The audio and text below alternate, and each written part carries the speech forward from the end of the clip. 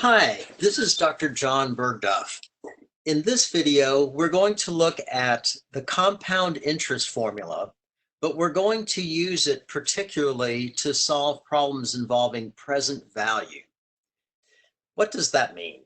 Well, let's look at the example first before we go back to the formula. How much would you need to invest today at 5.3% interest compounded monthly in order to have $9,000 in 6 years? The compound interest formula is in yellow, and the meaning of the various variables is described as well. P is the principal or present value, the amount that you begin with. R is the nominal annual interest rate, and generally we just call that interest rate. N is the number of compounding periods per year, the number of times per year that interest is calculated and reinvested into your account. T is the time in years. A is the amount or future value, the amount that you hope to have at some point in the future. So if you look very carefully at this problem, you'll realize that the $9,000 is what we hope to raise in the future. That is our value for A. Principal is what we would need to start the account with, and we don't know what that is. How much would you need to invest? So in this case, the principal is unknown. The other values are easy enough to figure out. The rate is the interest rate. That has to be converted to a decimal. 0.053, 5.3% is 0.053. N refers to the number of compounding periods in a year, the number of times at which the interest is recalculated. That's monthly, that'd be 12 times a year. T is the time in years, so that would be 6. Now, many books will have two formulas for compound interest, one solved for A and one solved for P.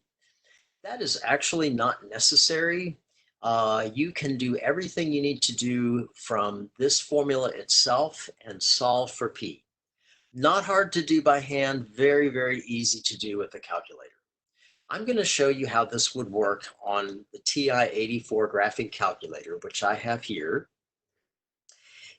Because the values that I have known are basically the quantities that belong in these parentheses with this exponent, we are going to calculate this quantity.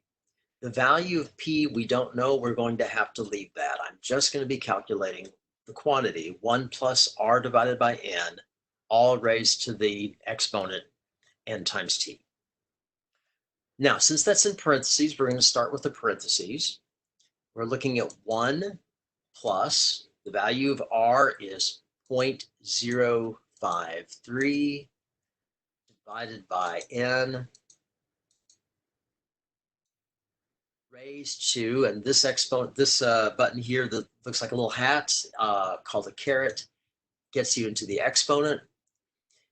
In the newer versions of a TI calculator, the exponent looks like an exponent. In some of the older calculators, it does not.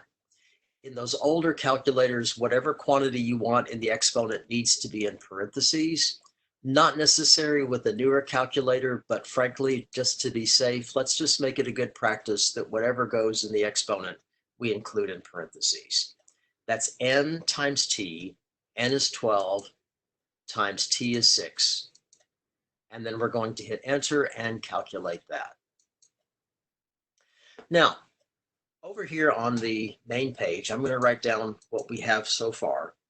What we have at this moment is that A is equal to P times this value, which I'll just round off a little bit, just to see where we are. We have calculated that the amount or future value is the principal or present value times 1.373, more or less. Now, we don't want to use the 1.373. It's a pretty rough approximation, and I certainly don't want to copy down all the decimal places that are here. And you don't need to. TI graphing calculators have a memory feature where you can take a number that you've calculated as part way to your solution and store it. The way you do that is you click the store button, which is right here, STO with the little arrow. That's going to allow you to store that number into a memory location. And there are many ways to do this, but just a real simple way is this button up here that has the variables x, t, theta, n. Just click that. This will default to saving this as x and hit enter. Now that number is in memory. If you look back at this equation, if the ultimate goal is to solve for what p is, and I guess I could have said we do know what the a is. That's 9,000. To solve that for p, we'd need to divide the 9,000 by that 1.373. Well, we can just do this. Here's the 9,000.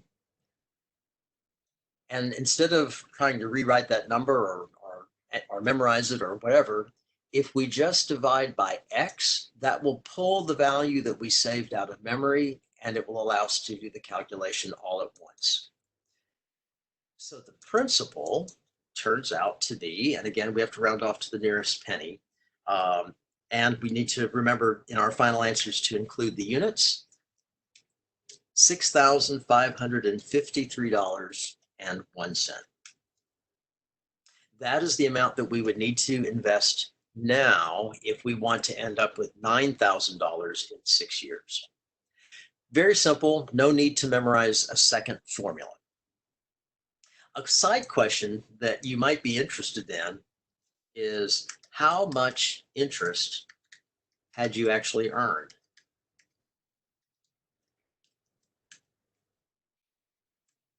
That may sound like you need a separate formula for that, but actually it's a very simple idea. If you ended up with $9,000 as your future value and you started out with $6,553.01 as your present value, the interest you earned is nothing more than the future value minus the present value, the amount minus the principal. And that's easy enough to calculate. You end up with $9,000 in the future. Subtract off with what you started with to begin with. And this tells that difference refers to all the interest that was earned over that 6-year period to help you reach your goal. And that's pretty nice. Okay, hope that helps. Thanks very much. Bye-bye.